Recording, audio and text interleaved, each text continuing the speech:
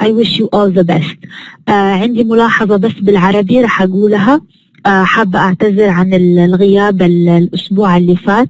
مفروض هذا يعني هذه ثالث مرة يعني أتواصل فيها معاكم. بس last week I had quite a difficult week. ما قدرت أأمن المحاضرات، ومو عادتي إنه ما أتواصل مع الطالبات أديهم خبر. بس من جد يعني I couldn't get back to you as I wanted. So I hope that everything is going to be fine. بإذن الله رح أرتب لي محاضرة تعويضية. إما إنكم تكونوا قادرين على إنكم تحضروها أو إنكم ترجعوا تسمعوها بعدين. ف I would like to apologize for that. ويعني مقدرة جدا تفهمكم. So I really appreciate your understanding, your patience, and I hope things are going to be fine.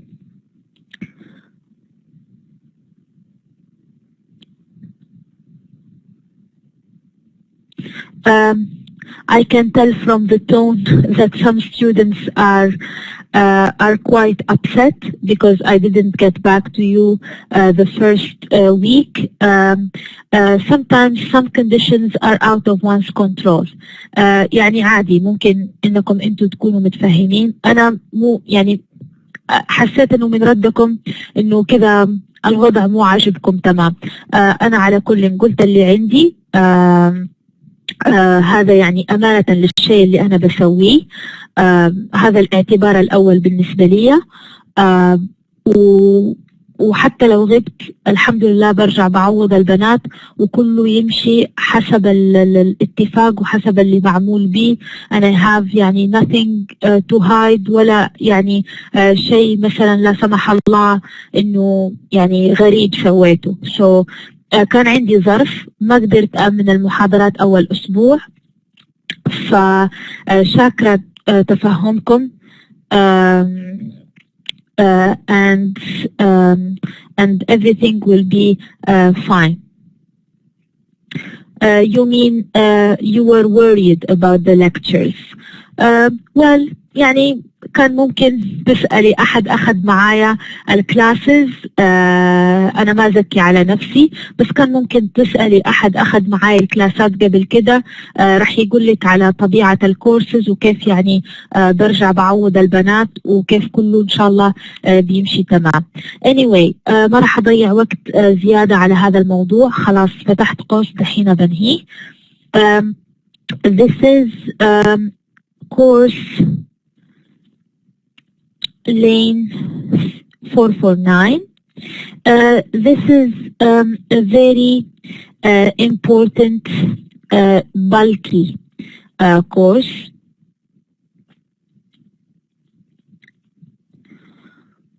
And we will do our best to talk about its details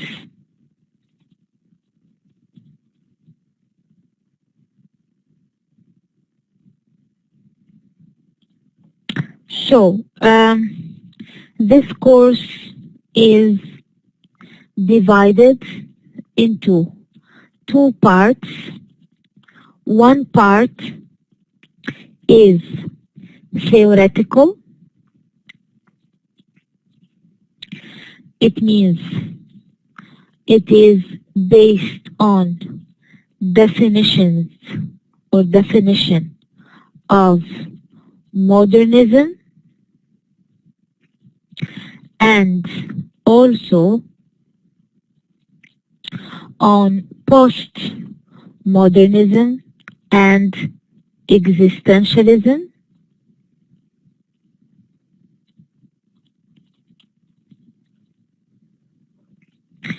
And I hope that you will get to understand this part, as it will help you understand the literary texts.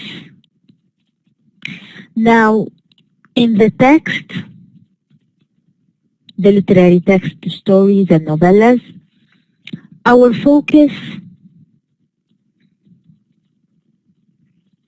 is going to be on the modernist aspect. It means you need to understand why we are choosing these texts to study them and consider them modern in terms of form, style, language, structure, etc., and in terms of content, mainly themes. Is that clear so far? So you have to understand why we are studying these texts and why these texts are considered modern texts. It's not because they were published after the First World War or after the Second World War only, but because they have aspects that came with modern literature, with modernism, in terms of form and in terms of style. For the texts,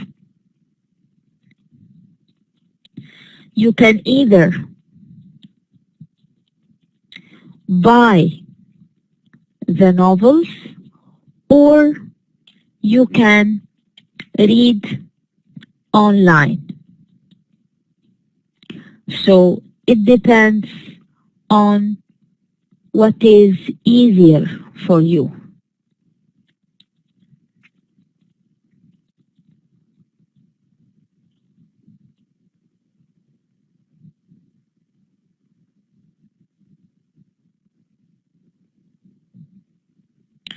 So I need also first to talk about the final exam.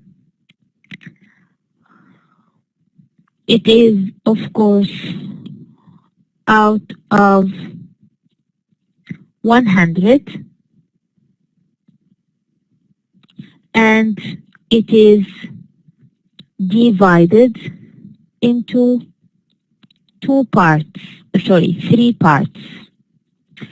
So, one MCQ, multiple choice questions part, it's on the background. Everything we take on the era and on the style, the principles, the characteristics of the era of the writers is part of the background, and it comes in the multiple choice part. Second part, it's fill in the blanks part, and the last part is one essay part. So in the essay, you have short questions to choose from an answer, and one essay, you have 2 or 3 topics and you choose one. واضحة طريقة الاختبار؟ Is it clear? Okay, good. Is what I was talking about before talking about the exam is clear? Is what I said before talking about the exam is clear? Okay, good. So, the novel's title is yes.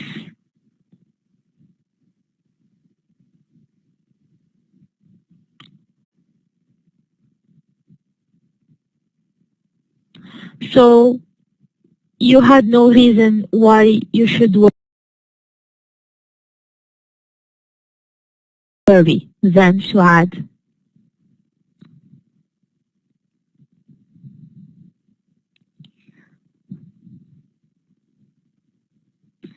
Okay.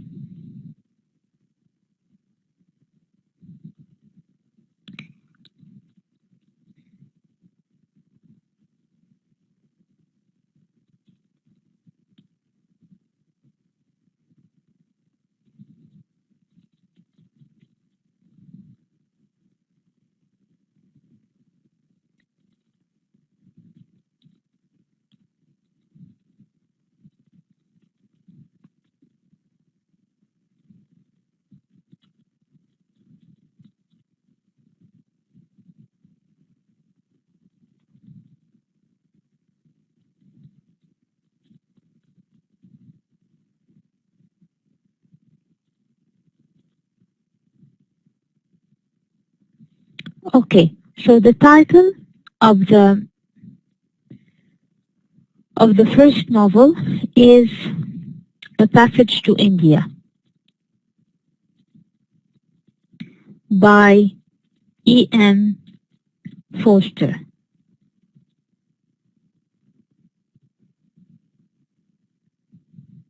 This is the first novel. Then we have Things Fall Apart by Chinua Achebe.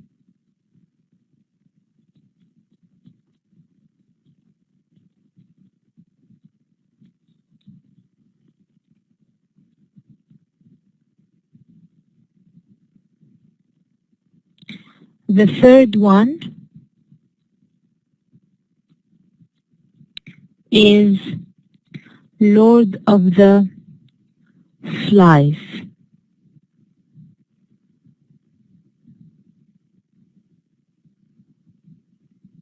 by William Golding. We have also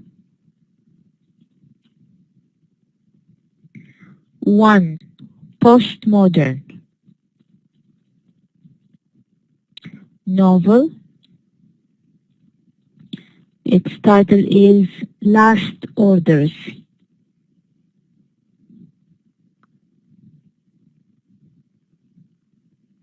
by William Green.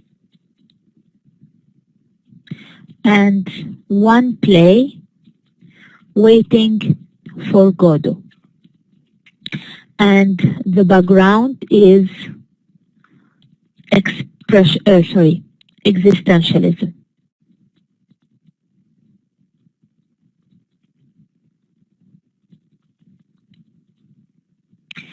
Every time I introduce a text, I will introduce the background with.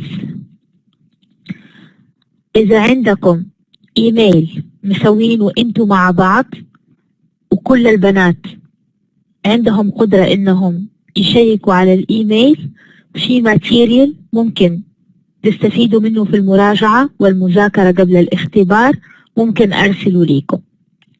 So إذا عندكم إيميل أو إذا تبغوا تسووا إيميل للمادة تعطوني هو، لازم كل البنات يكون عندهم الباسورد عشان يقدروا يدخلوا ويحملوا على جهازهم المحتوى حق الماتيريال. Okay, then give it to me, please.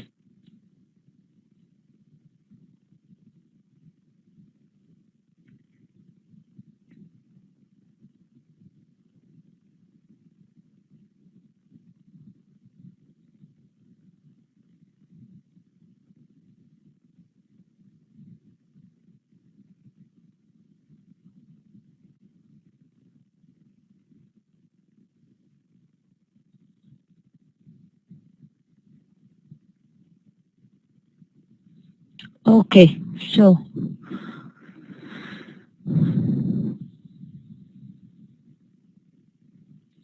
thought you have one for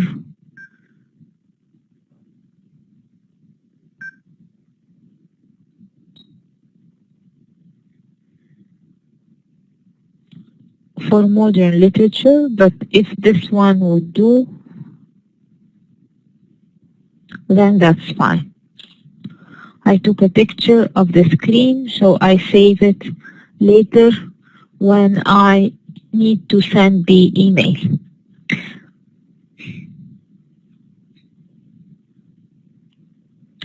So we will start with a passage to India, and before that I need to introduce the idea of modernism. You need to understand the concept of modernism and of modern literature at first. So I need a couple of seconds to access the material I need, please.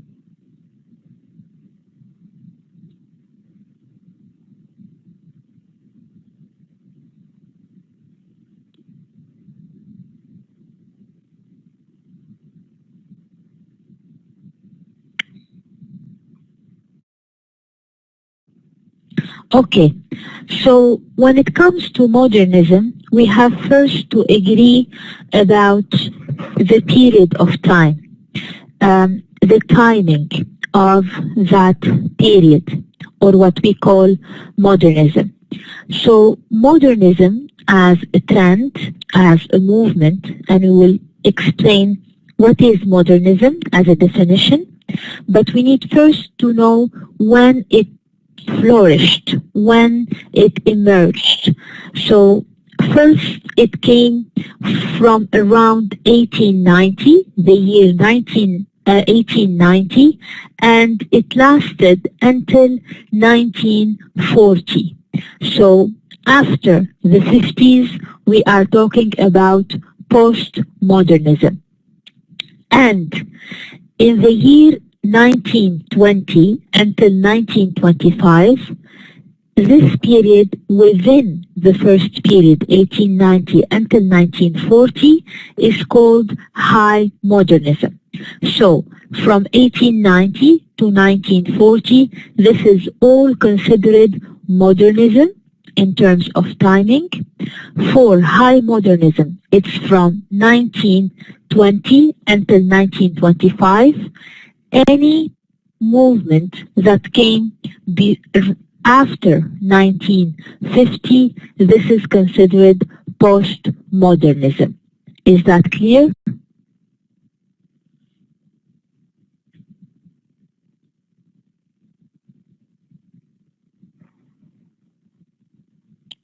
Okay. So, why do we call this period of time modernism? Now, in terms of timing, what we what we talked about, 1890 until 1940. This is quite an early part of the 20th century. So late 19th, early 20th century. And this part of, or that period of time, saw many changes and radical, massive, extensive changes in all aspects of everyday life and in different cities, European cities namely. There were also inventions, scientific inventions, and also technological inventions, whether in cars, airplanes, telephones, and actually the pace of life started to pace up, to become faster and faster. There were new theories also in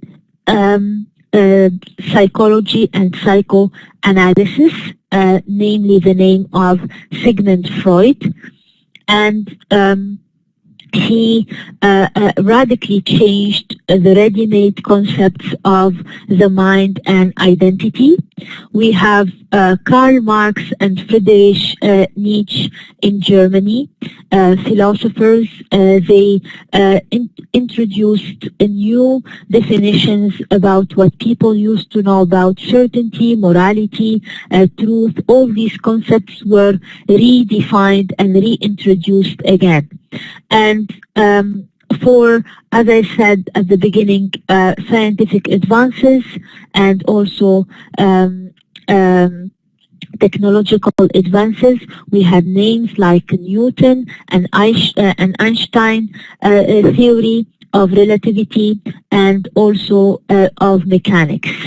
So the acceleration of life and its pace, the acceleration of thought, this wave of experimental movements, when put together, collectively put together, was called modernism or modernist.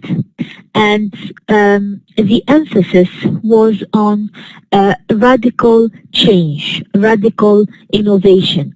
It was all over Europe, whether in Paris, France,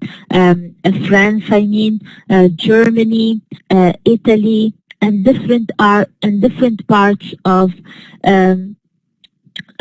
Europe, even in the United States, which is a different part. Of course, it's not Europe.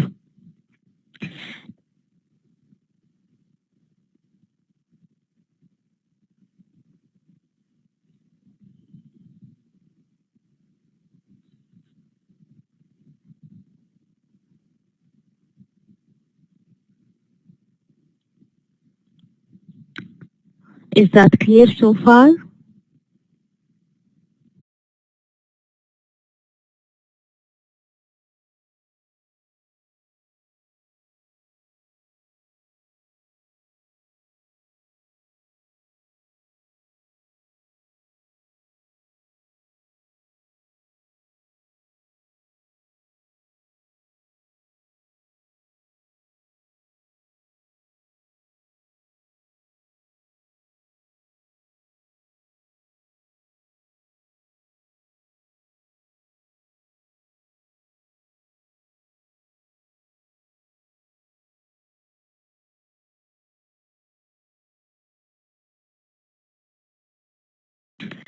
A bigger influence also on modernism and why it was actually named or termed so is the First World War. The First World War is considered to be a major historical event, and even after postmodernism, and now we are in postmodernism, and in history also recently we had a new criteria, a new period, which is after September 11, but still the First World War actually was a major movement that had its influence even in today's world.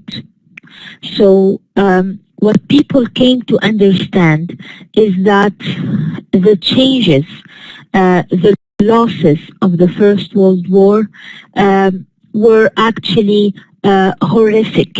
They were terrible, and they created a lot of chaos. So life after the First World War and within the First World War was actually horrific, chaotic, and actually it has become very futile.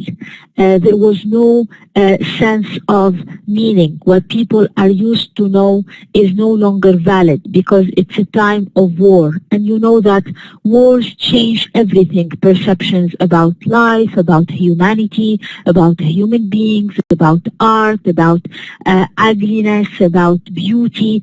When it's time of war or for war, life changes.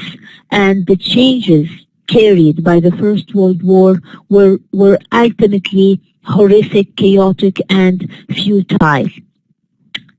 Also, there was a growing sense of despair and of loss, a deep sense of loss and despair. There was actually little space given for hope or belief in coming hope. There was also a growing sense, technically, in literature for expressing oneself in freedom, and writers started to think about their new role in the world. So they did not look at themselves as only artists entertaining people through writing. Literature has become to take a new role, a new responsibility. They started to try to contribute with meaning, meaningfully, and they started to have ambitions and aspirations that the role of the writer must take a new place and a new shape, and they believe that art can contribute to express people's feelings and experience, pain, and also fears, as much as other disciplines would do. So they thought that literature and art can guide people, can give them insight into their new condition, and they started to think that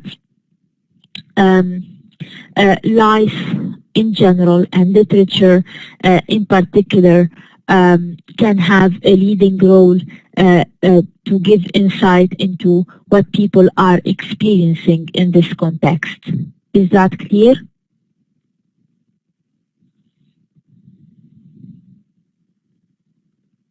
Okay, good.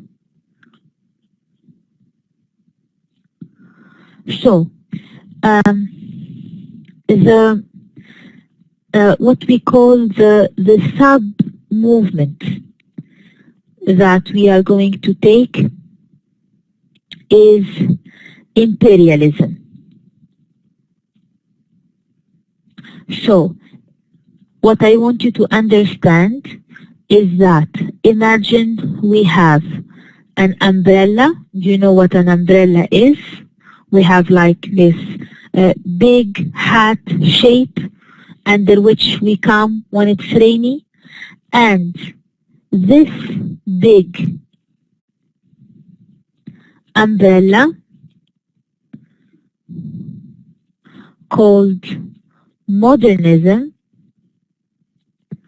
comes as a mother with its like children, kind of. So we find other smaller isms under the big ism of modernism. Is that clear? Take it this way, it's very easy. As if you have one big bag and you have smaller bags inside related to that big bag. Put it as simple as this. So you have to understand the bigger idea of modernism, and then you get to understand what is next to it or what is inside it. So the first aspect is imperialism.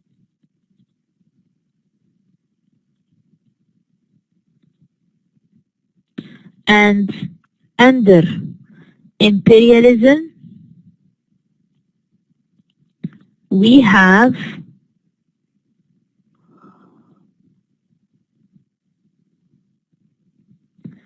A Passage to India, the novel.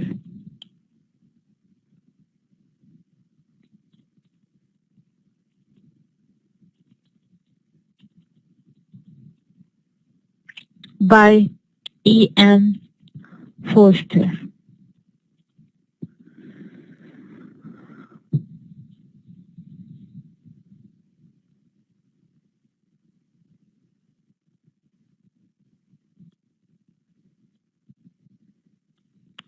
So let me explain first imperialism.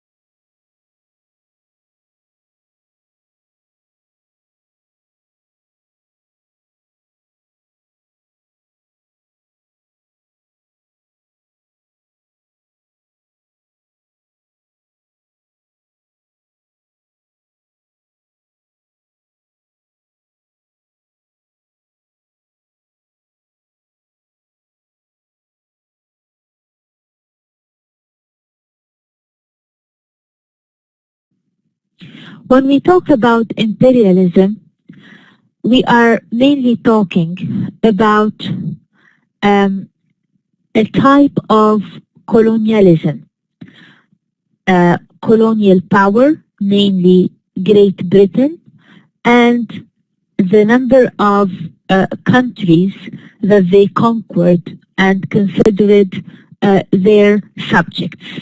So, of course, we talk about places mainly like Indochina, Africa, and also India.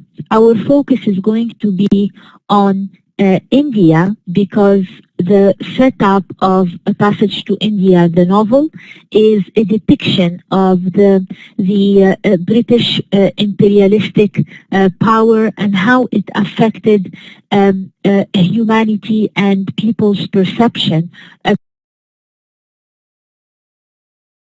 about the presence of the British in India and the stereotypes about Indians towards the British and vice versa.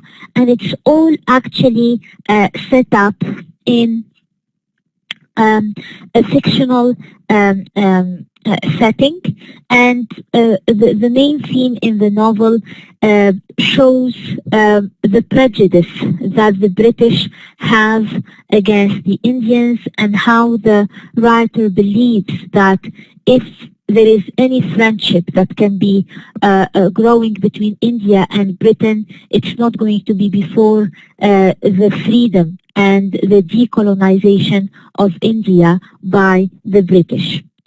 So when we talk about imperialism, we are talking about a concept and at the same time a movement. There were writers who encouraged imperialism, and there were also a number of writers who were against it. The writers who were for imperialism as a concept, as an idea, and as a movement, and he wrote a poem in this regard, was Rudyard Kipling. And you can consider the novel, which is our novel, Ian Foster's A Passage to India, a response, an answer, an anti-answer to imperialism. So Ian Foster was against the concept defended by Rudyard Kipling. So Rudyard Kipling wrote a poem, and it was entitled The White Man's Burden in 1899. Take up the white man's burden, send forth the best ye breed, go bind your sons to exile, to serve your captives' need, to wait in heavy harness, on flattered folk and wild, your new caught sullen peoples, half devil and half child. So look at this image, half devil and half child, children, people, and also captives need to wait in heavy harness, and then he adds to fail the threat of terror and check the show of pride by open speech and simple and 100 times made plain to seek another profit and work another's gain. So this poem emphasizes the idea that the white man, the British, the European man, the Western man, capital Y and capital N, the white man, has a burden. The white man has a task, a job to do, which is, in their mind, to civilize the other. The other is anybody who is not white, a colored man, black, Indian, Arab, Indo-Chinese, African, etc.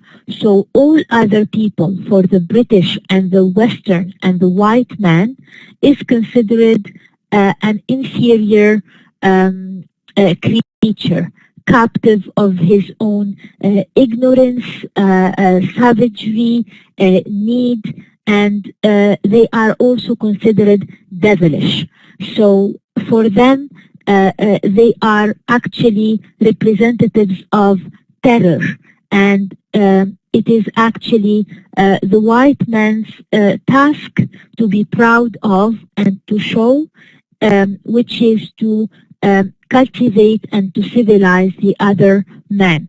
And this scenario is basically the same even in today's world. You can see what is happening in today's world, and you can understand this. You can apply the same idea on what is going on today. The only difference is only timing, 1899 and 2014, 2013, until today's day. Is that clear?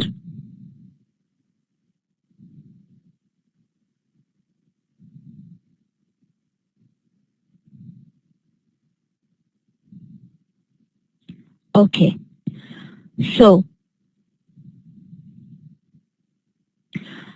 what Kipling was emphasizing is this idea of imperialism and imperialistic power, and the word is coming from empire. Imperialistic is coming from empire, the British Empire and its control to other areas of the world which are considered, according to them, as inferior and powerless.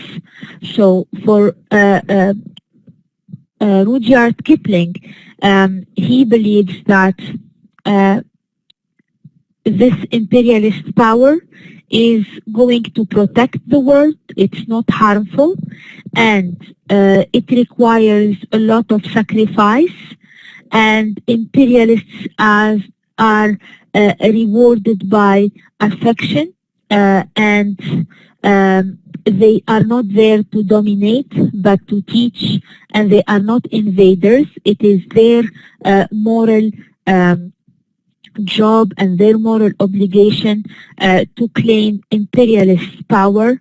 Uh, but of course, this is a falsified image, as the imperialist power has nothing to do with teaching or civilizing.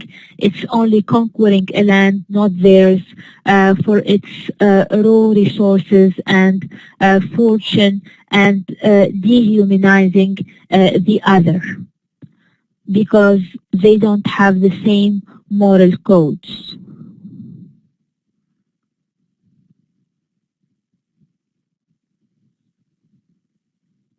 So, what Foster, through this novel, A Passage to India, is trying to do is that he's trying to say that there is very little understanding for imperialistic powers, whether the British or other imperialistic powers, as it can be any Westerner.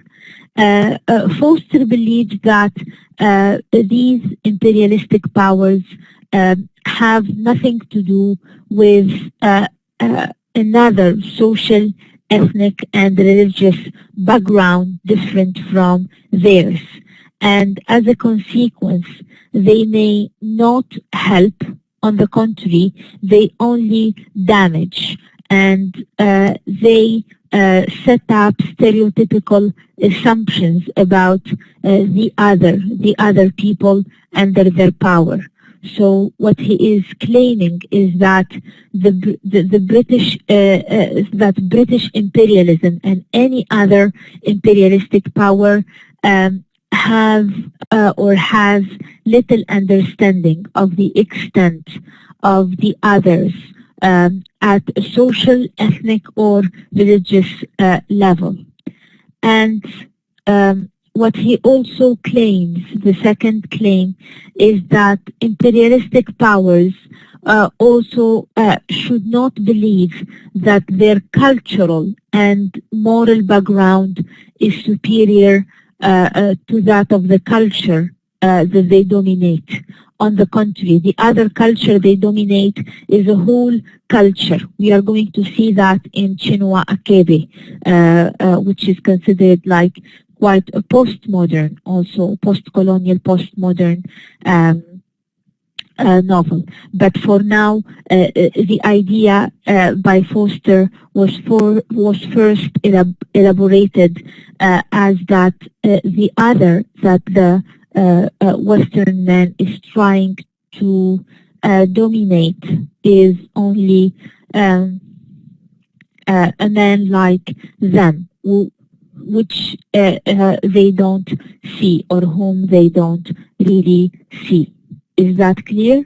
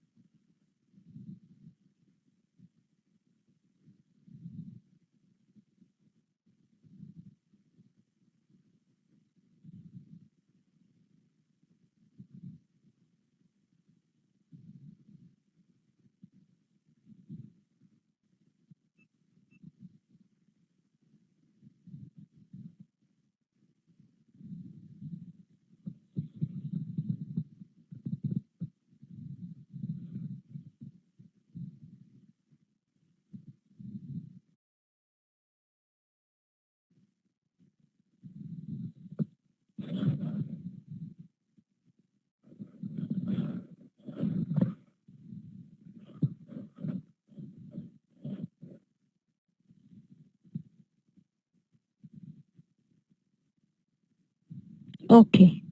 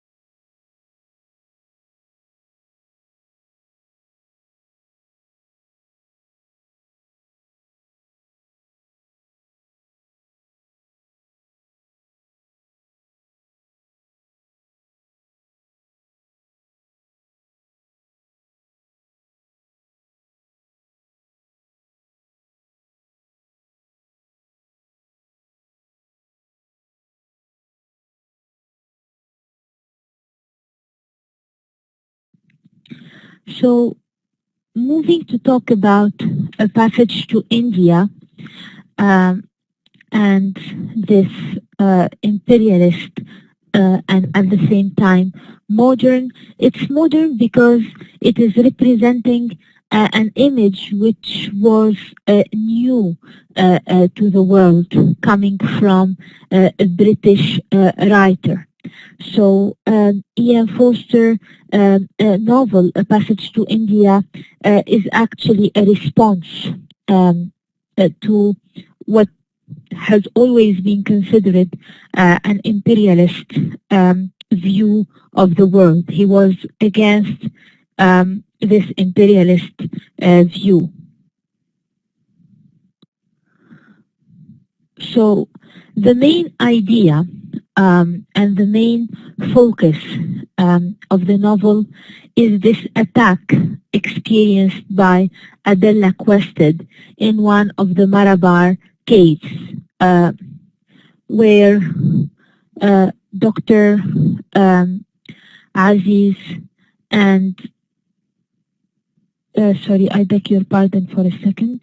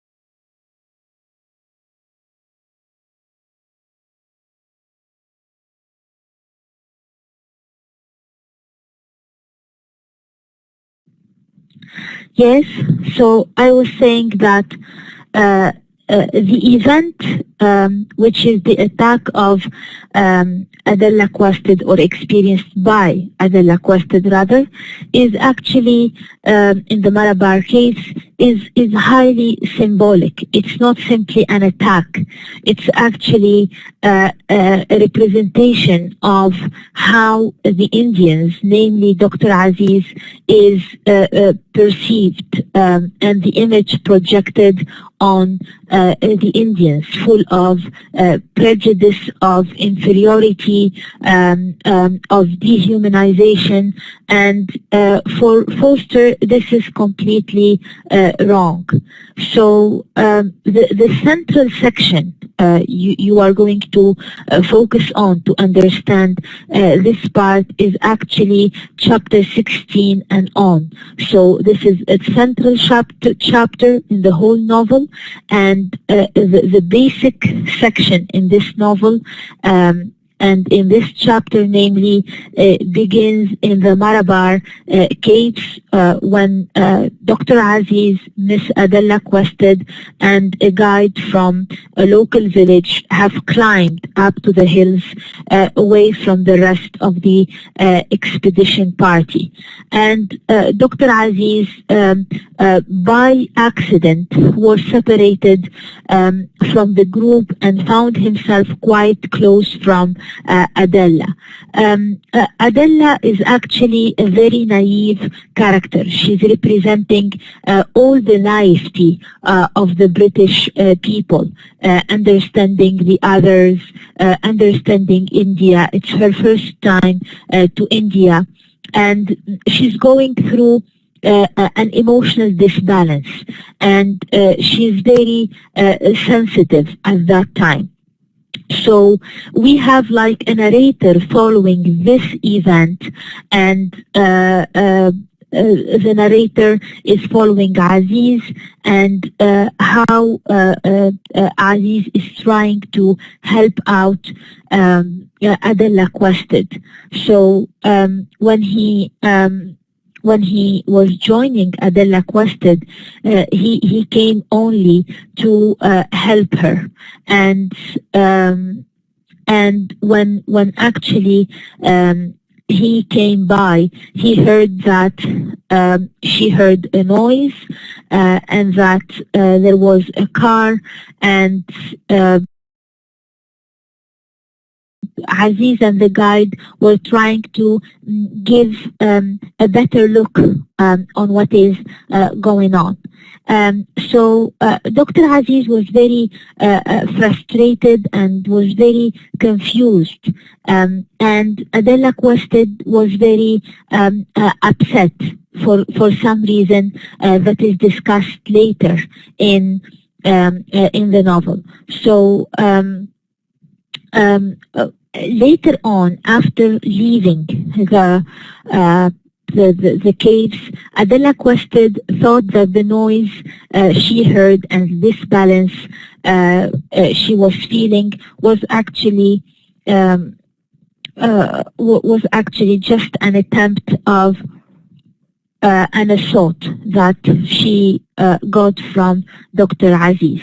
Is that clear?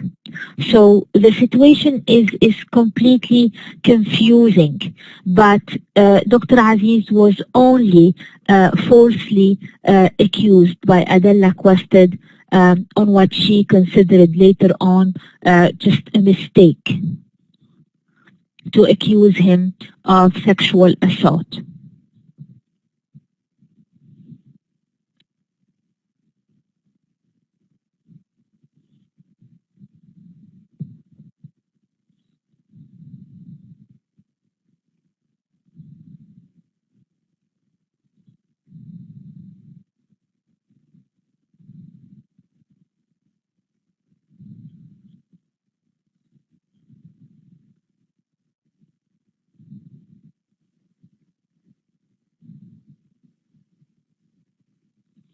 The aftermath of the novel is very interesting, whether the trial or the aftermath of the trial.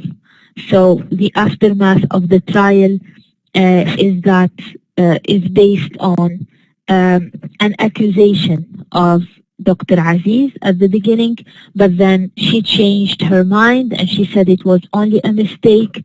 But of course, as they say, what was done was done. So there was a huge moment of despair, of confusion, of frustration also for Aziz. He was accused by something horrible he didn't do and he never thought he would do. And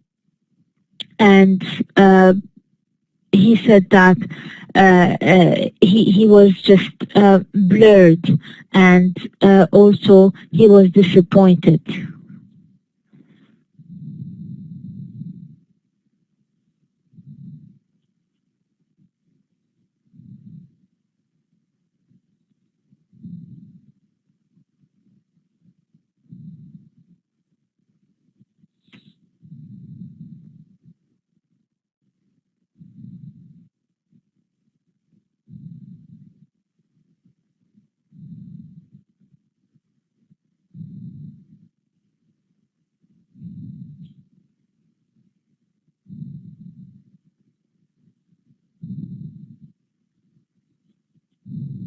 So this novel Through this major event of the case, of the trial, and the aftermath of the trial, and how Dr. Aziz and Fielding lost their friendship, is actually a critique to the British rule of India. A Passage to India is considered to be not an imperialist novel, but a modern novel in the way it criticizes imperialism, which is namely the British rule of India. So this point is very important. And the British also are not shown clearly as tyrants. It's not the stereotypical image of the British, although they show misunderstanding of India and the Indians at all aspects, culturally, socially, religiously. They don't even respect the coherence and cohesion of the Indian society despite its different background. The British also are convinced throughout the novel that the British Empire has a leading force and a civilizing force on the natives of India, which are regarded as inferior, incapable of leadership, weak, and also very savage. The typical English image of the Indians is represented in the novel by Roni, the city magistrate. He's completely sincere when he says that the British are out here to do justice and keep the peace. So it's a very patronizing image, as if the Indians were like children who need to be kept under just silence and control. And there is no trace also of satire in this statement. Roni, the magistrate, is continuing to present this idea that every day he worked hard in the court trying to decide which of two untrue account was the less untrue, trying to dispense justice fearlessly, to protect the weak against the less weak, the incoherent against the plausible, surrounded by lies and flattery. So Roni is here aware that there are problems in the Indian society between Hindus and Muslims, and he believes that the British presence is very necessary to prevent any turmoil and any bloodshed. Fielding, though, is the most sympathetic of all these characters. He doesn't agree that the British should leave India, but he thinks that the British lack any ability to understand their assumptions about race, about the empire, and actually both of these characters became sort of a subject of satire for the writer. Is that clear?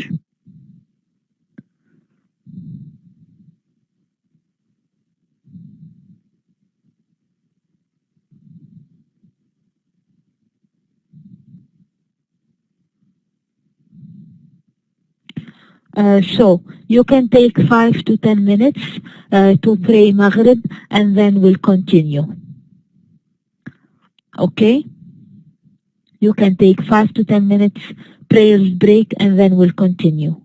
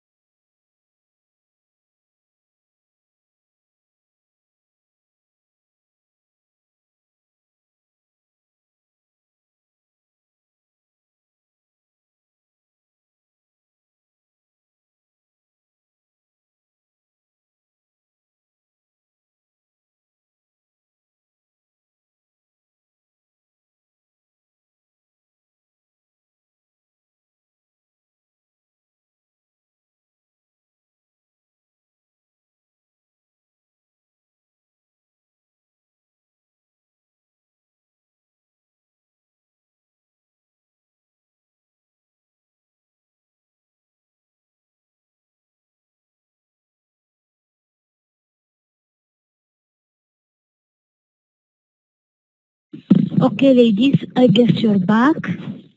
So let's continue.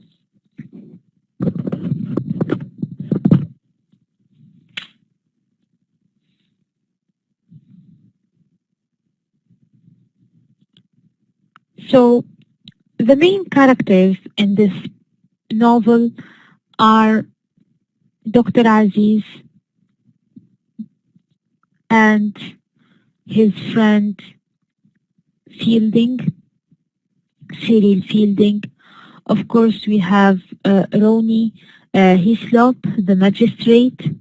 We also have Mrs. Moore, and we have Adela Quested.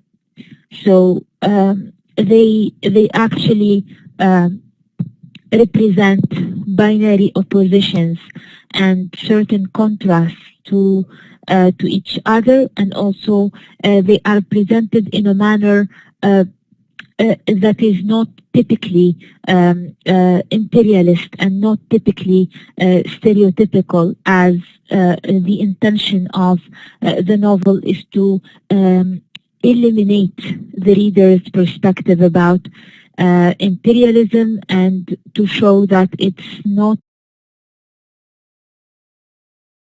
an encouragement to imperialism, that it's rather what we call a response to this phenomenon. I'm sorry, I had to drink some water. So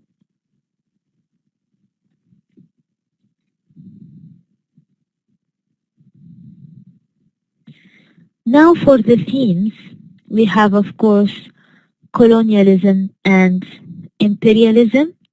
We have also friendship and human friendship, and also colonialism. These are the major themes.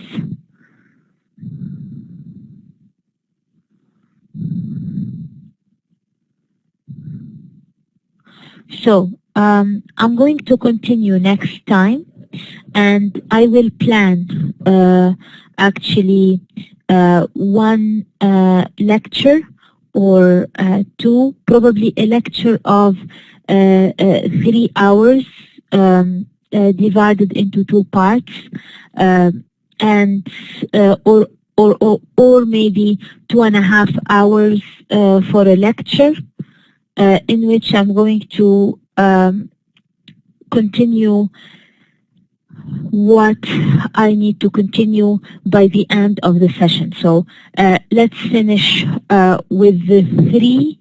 Yes, we still have 3 more times to meet. Let me see what we are going to cover all together, and then we'll decide the makeup lecture. I hope that this is clear. اوكي، خلينا نخلص كل الاشياء نغطيها. بعد كده راح نحط وقت لمحاضرة تعويضية كده 2.5 أو 1.5 ساعة، 1.5 مقسمة على حسب الافيلابيلتي في جدولي، ونشوف فيها وقتها ايش اللي ناقص نكمله في الوقت الزيادة حق المحاضرة التعويضية. So till I meet you inshallah next time, I wish you all the best. Good luck with your other lectures, and see you inshallah on Wednesday. You are welcome. Thank you so much. في أمان الله.